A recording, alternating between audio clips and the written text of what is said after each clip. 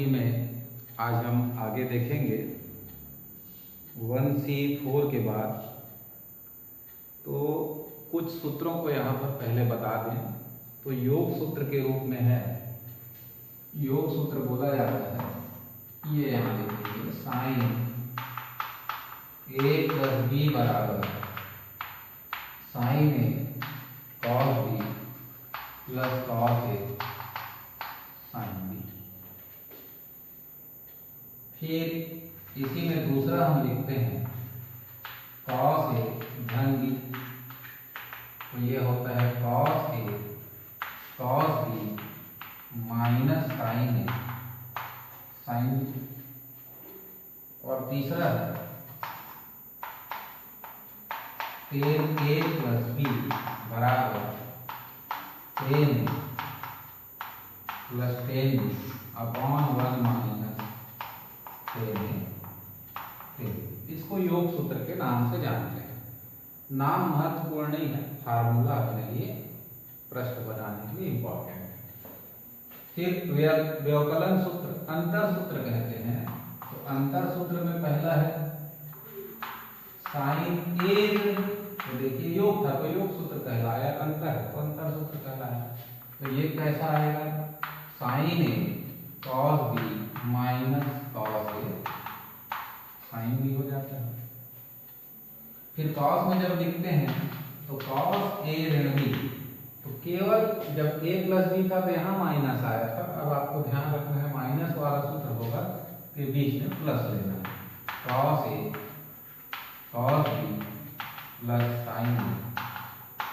Sign B. फिर तीसरा ten ए minus B के लिए जब लिखते हैं तो ये होता है ten minus ten B upon 1 plus ten.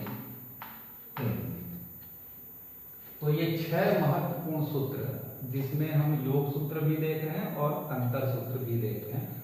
तो ये 6 बेसिक फार्मूला है जिसकी उत्पत्ति भी हम आगे की कक्षाओं में सिखाएंगे आपको, परंतु अभी वर्तमान में आप इसको नोट कर लीजिए। अब हम इसका प्रयोग करके प्रश्नों को कैसे हल करेंगे वो मैं आपको बताऊंगा। तो जैसे साइन ए धन बी के लिए है, कॉस ए धन बी के लिए है, टेन ए धन बी के लिए है, वैसे ही कॉट ए धन बी कॉट ए ऋण बी के लिए है, परंतु सेक ए धन बी या सेक ए ऋण बी या कोसेक ए धन बी कोसेक ए ऋण बी के लिए हम फार्मूला नहीं लिखते हैं। तो कॉट वाला भी हम यहाँ पर नोट करेंगे।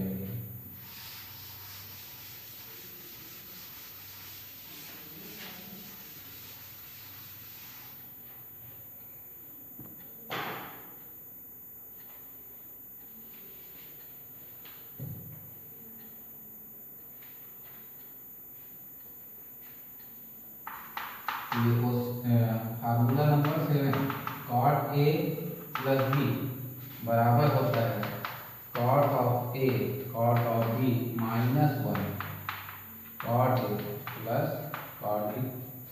और 8वें नंबर पर कॉट ए माइनस बी बराबर cot A cot B plus 1 cot A minus cot B. इस प्रकार से हमारे पास 6 सूत्र, और इन दोनों को ले लिया जाए तो 8 फार्मूला हमारे सामने आता है। अब इस सूत्रों का उपयोग करके हम आगे किस प्रकार के प्रश्नों को हल कर सकेंगे इसको देखते हैं। ठीक?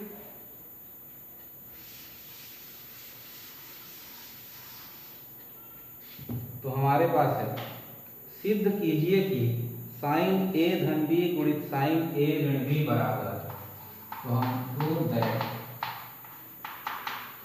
Sign A plus B into sine A minus B बराबर। प्रूव करने के लिए है sine square A minus sine square B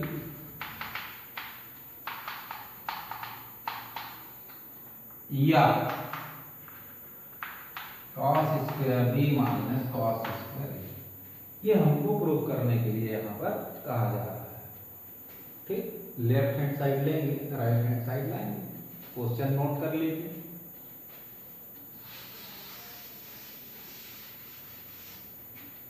अब हम आगे देखते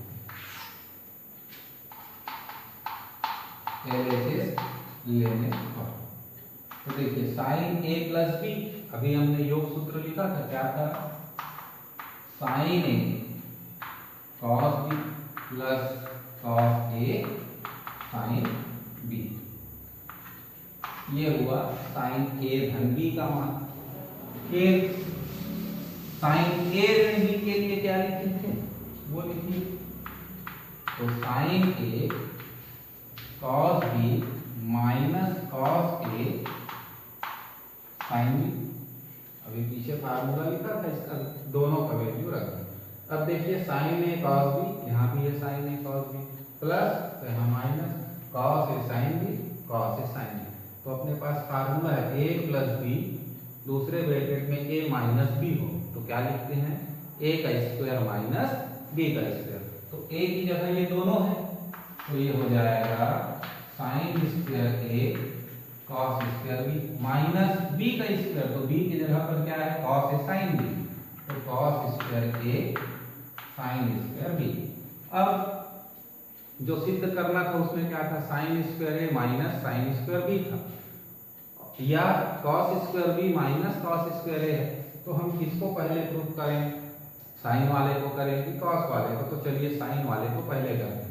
उसके लिए हमको क्या करना पड़ेगा, कॉस स्क्वायर ए और कॉस स्क्वायर बी की जगह कक्षा अभी पीछे सूत्र देखे थे, पहला सर्व समीकरण साइन वर्ग थीटा धन कॉस वर्ग थीटा बराबर 1, तो केवल कॉस वर्ग थीटा बराबर क्या लिख सकते हैं, 1 माइनस साइन स्क्वायर थीटा। उस फार्मूला से इस कॉस स्क्वायर बी के स्थान पर क्या लिखेंगे, 1 माइनस साइन स्क्वायर बी। इस कॉस स्क्वायर की जगह क्या लिखेंगे, 1 minus sine square into sine square B, ये लिख दिया। अब इस साइन स्क्वायर ए का गुणा दोनों से करिए, तो sine square A sine square A sine square B minus 1 into, तो ये होगा sine square B minus minus plus, क्या मिल जाएगा, sine square A sine square B. तो ये जो लास्ट में मिला sine square A into sine square B, इससे कैंसिल होगा, वो प्लस में माइनस में, तो देखेंगे हमारा right hand side sine square A minus sine square B आ गया। साथ ही साथ और क्या प्रूव करना था, cos square A minus cos square B. तो अब जैसे यहाँ पर कॉस स्क्वायर बी की जगह 1 माइनस साइन स्क्वायर बी लिखे, वैसे ही साइन स्क्वायर ए बराबर क्या लिख सकते हैं, 1 माइनस कॉस स्क्वायर ए, और साइन स्क्वायर बी की जगह 1 minus cos square B. Bracket खोलेंगे तो 1 minus cos square A minus 1 plus cos square B आए, तो ये -1 और +1 कटा, तो हमारा दूसरा पक्ष और था जो cos square B minus cos square A, वो भी आता है। इस प्रकार इसका उपयोग करते हैं, और इसको आगे चल के हमको फार्मूला के रूप में भी कहीं कहीं पर इस्तेमाल करना पड़ता है।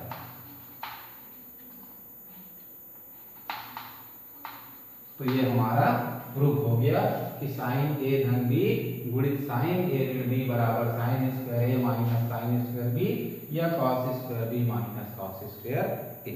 ऐसे ही एक प्रश्न मैं आपको देता हूं, घर पर आप हल करेंगे।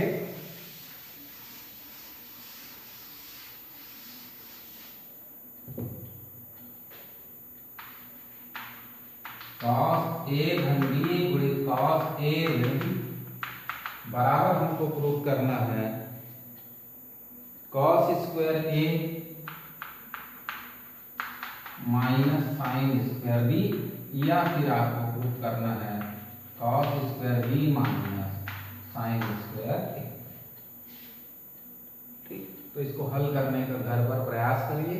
लेफ्ट हैंड साइड लीजिए, कॉस ए धन बी का फार्मूला और कॉस ए ऋण बी का फार्मूला लगाइए, गुणा करिए, देखेंगे आपसे ये बन जाएगा। तो आज के क्लास में जो 8 सूत्र लिखा हूँ, उन सूत्रों का एक अच्छा अभ्यास कर लीजिए, उसको याद कर लीजिए, और एक प्रश्न हल किया, इसी के आधार पर आप इसको घर पर सिद्ध करिए।